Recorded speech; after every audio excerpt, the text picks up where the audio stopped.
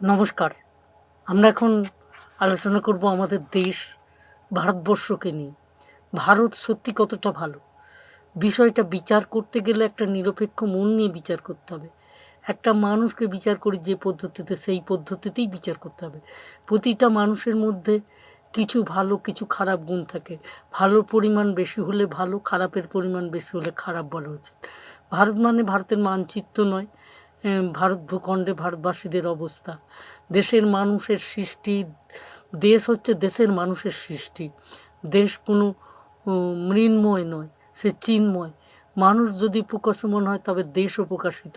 সুজলা সুফলা মলয়জ শীতলাম, ভূমির কথা যতই উচ্চকণ্ঠে বলি না কেন দায় বাড়বে দেশের উপা উপাদান মাত্রা, তা দিয়ে মানবিক সম্পদ কতটা গড়ে তোলা হলো।